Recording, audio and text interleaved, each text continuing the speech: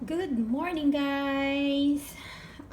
Today, hindi pa ako nagbe-breakfast. So, gagawa ko ngayon ng aking simple pala, hindi mini. Simple crepe. Actually, guys, itong recipe na to ay natutunan ko to galing sa aking amo. So, first, unahin ko muna yung egg. Recipe yung nakikita nyo, isang basong flour, isang basong gatas. Pag walang gatas, pwede na rin kahit tubig na lang. Pero, mas creamy kasi siya pag mas masarap yung lasa kapag gatas. Pwede rin namang half na gatas, half na tubig. So, kung wala namang fresh milk, pwede rin namang halimbawa, meron kayong powdered sugar. Powdered milk ba iniisip ko? Powdered milk. Pwede namang magtimpla ng powdered milk, ihalo mo lang sa sa tubig, lagay ang ating, it's either kung saan naman ang mauunang gusto niyo, it's either yung flour o di kaya yung milk. Yan na siya. Tsaka lagyan natin ng konting salt. Konti lang. Para hindi siya super magiging tamis. May blend din ng konting salt.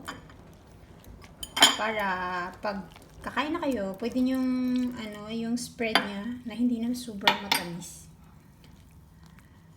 Actually, yung ginagamit kong milk, hindi siya yung plain na full milk. Wala kasi yung full na milk. Ang ginagamit ko almond milk. Dahil wala lang kaming fresh milk na plain. So, ayun, i-mix natin hanggang wala siyang matirang lumps. Yung mga buo-buo ba? Pero, mas mo yung, maiiwasan mo yung lumps kapag yung milk mo hindi siya malamig. Yung room temperature na siya. So, ngayon, ganyan. Haluin natin maigi, buo. Or kung gusto mo naman yung very fine yung texture, pwede mo siyang salain para matanggal yung mga buo-buo talaga. Ayun guys. So magpapainit tayo ng pan.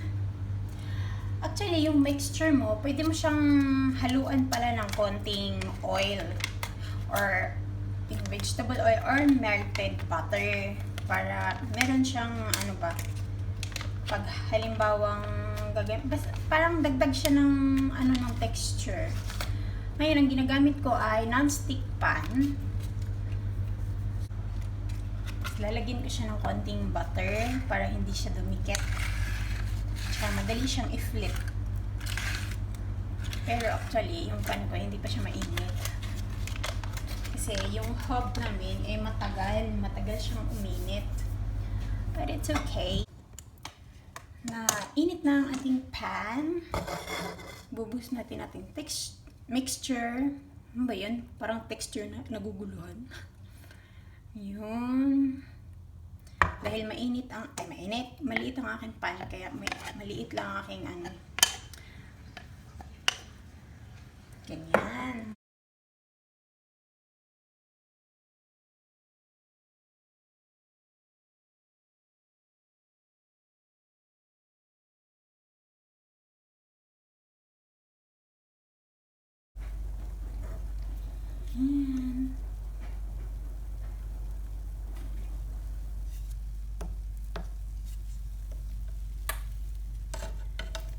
Actually, every time naman na nagluluto ako nito, yung first talaga laging medyo failed. Kaya ito second na siya. Kaya lang, dahil maliit ang aking pan, medyo makapal yung aking nailalagay na na mixture. Pwede mo naman, pag medyo malapad-lapad yung pan mo, pwedeng konti lang ilalagay mo. Kung halimbawa, meron kang scooper, tapos lalagay mo siya, tapos isi-swirl mo na lang para madali. Naalala ko pala, nung kabataan ko, nagagawa din kami ng ganito. Lalo na ng elementary at early high school, kasi nagagawa si mama ko ng ganyan. Tsaka tinitinda namin sa canteen ng school namin. Pero ang tawag kasi kasi namin nito dati, hot cake.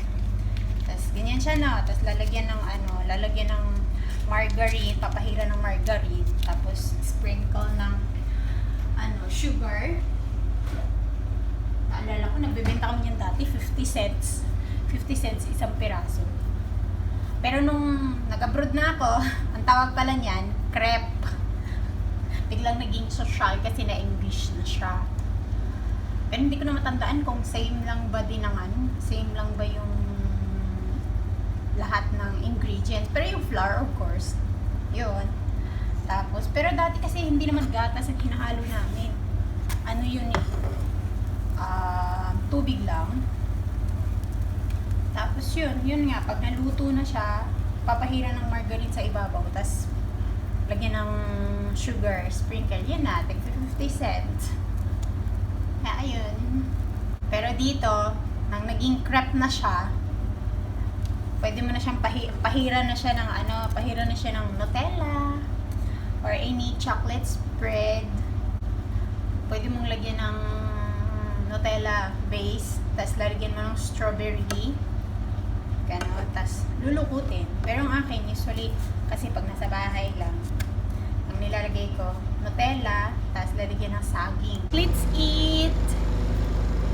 Let's eat na guys. Kasi gutom na talaga ako. Ano na, 9:15 AM na. Ganun lang. Wala akong saging today, kaya okay na to. Ganyan lang.